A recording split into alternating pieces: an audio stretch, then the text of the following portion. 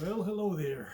Good evening, ladies and gentlemen. I know it's a little bit late. What time is it now? 2200 hours on the 10th of November. I am doing this video because I didn't want to do it tomorrow. Tomorrow's Veterans Day. Um, and on a few occasions in this past few years, I had been practicing by allowing myself to be invited into some of these organizations to talk about Veterans Day. Mostly some of the schools, elementary, middle school, and one time in high school. Ever since I retired from the Navy in 2007, I've taken classes on public speaking, and I put that to use um, in my public appearances. Nothing grand, of course, mostly in front of kids, to talk about the validity and importance of Veterans Day and why we even celebrate it. Actually, all Memorial Day too. So I'm here in the corner of my garage because my dog is sleeping in the family room, which is normally my office. So I said, I'm going to do it in my garage. So I really want to take this opportunity to thank our service members that are out there. I know it's 2200, 2 hours before Veterans Day. Veterans Day, if you don't know, was created in conjunction with Armistice Day at the end of World War One. It ended on the 11th hour, on the 11th day of the 11th month of the year 1918. So why we picked November 11th, right? And then it was changed sometime in the 1950s into Veterans Day to honor every veteran that has served, that had left the service in an other than dishonorable circumstances. All right, so that being said, as a compilation of this video I'm creating, uh, my favorite speeches, the person that I really enjoy listening to was President Reagan, the late President Reagan, and I kind of coined how I talk about Veterans Day and some of these memorable events with how he talks about patriotism. And I compiled a few of his lines and sentences. It starts like this, and some of them I'm paraphrasing, right? It starts off at, let's set the record straight that there is no argument over the choice between peace and war, right? But there is only one way you can have peace, and you can have it in the next second: surrender. Admittedly, there is a risk in any course we follow other than this, but every lesson in history tells us that the greater risk lies in appeasement. If we continue to accommodate, if we continue to back and retreat, and finally we have to face the final demand and ultimatum. And then what? Why is it for so many years we achieved so much, prospered like nobody else? It was because here in this great land we unleashed the energy and individual genius of man to a greater extent than it has ever been done before. Freedom and the dignity of the individual that is more available and assured here than in any other place on earth. The price of that freedom has been high, but we have never been unwilling to pay that price. To, to those who say we are at a time, there are no heroes, they just did not know where to look.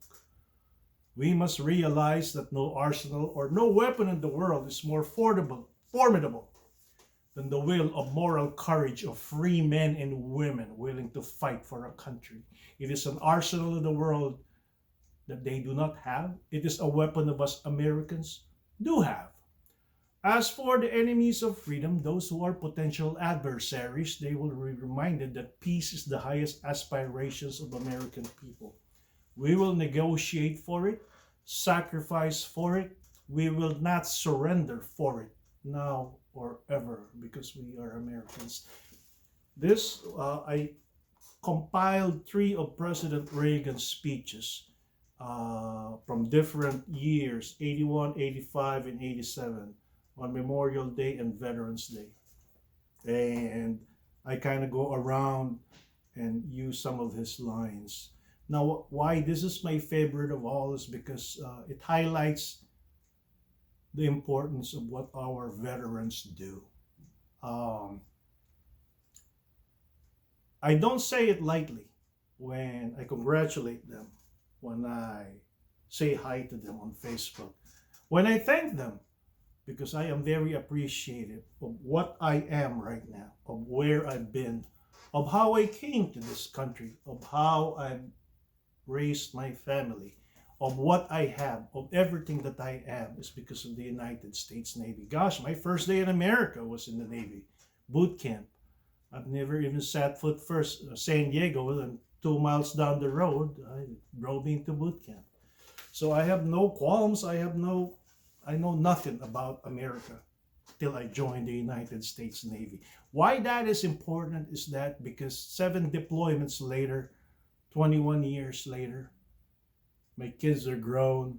I get to cherish the fruits of my labor. Believe it or not, there are 250,000 sailors out there and 3 million other armed forces personnel all around the world, veterans that have done their time.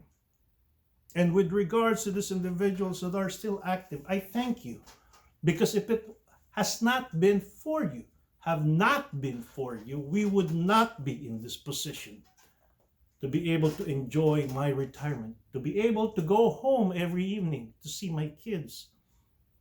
I retired from the Navy and I told my kids, my daughter at that time was 6 years old, and I told her, honey, I get to go home every evening. But unfortunately, there are still men and women out there, kids, barely average age of 20 years old, that are doing their time. Whether they are stationed locally in the continental United States or out there in any of our territories, forward deployed in some of our forward deployed bases, I thank you. 2 weeks from now, I have friends leaving off the USS Nimitz. Oh, I don't care if the Russians are listening on when OPSEC and all that crap. They already know they're leaving, all right? So hush, quiet down. I have friends that are going to be leaving, and half of the crew is probably on a 14-day leave. After they leave, they're going to be counting 180 days backwards. Those 180 days are so long, and those 14 days of leave is so short, that I thank them. I tell them that I love them, that there are people in this country that loves them. And I expect every one of you that has not shared his experience, that has never been on a deployment, that has never probably ever seen a service member, to thank them, pray for them, be appreciative of what you have, because if it hasn't been for them deploying next week, tomorrow, if you don't know, the United States Navy is the largest forward deployed service in the world, because 1/3 of us are out there doing their deployment. 1/3 of us are always out there. So if you're going to complain that it takes too long for traffic to get you to work, on why that McMuffin is taking another 10 seconds on a drive-through, and you're not getting it yet, imagine those kids out there. Those kids in the foxhole, those kids in some equatorial heat, or freezing their collective nuts off, or just hasn't seen land in 45 days. Think about that. And you can complain. To the men and women out there that are forward deployed, that are locally here, that are away from their family, that are going to be away from their family, whether you're home or not right now, enjoy your Veterans Day. To those that are not going to be home in the next few holidays, I feel for you. We love you guys. Go home, because this country wouldn't be this country without you guys. You guys enjoy the evening. And to those that are out there tomorrow, you guys see a veteran, you guys see a service member, just say hi, hello, right? I won't be out there. I'm going to stay at home. I want that guy to get that free stuff instead of me getting it tomorrow. All right? You guys take care. Enjoy the evening. Post.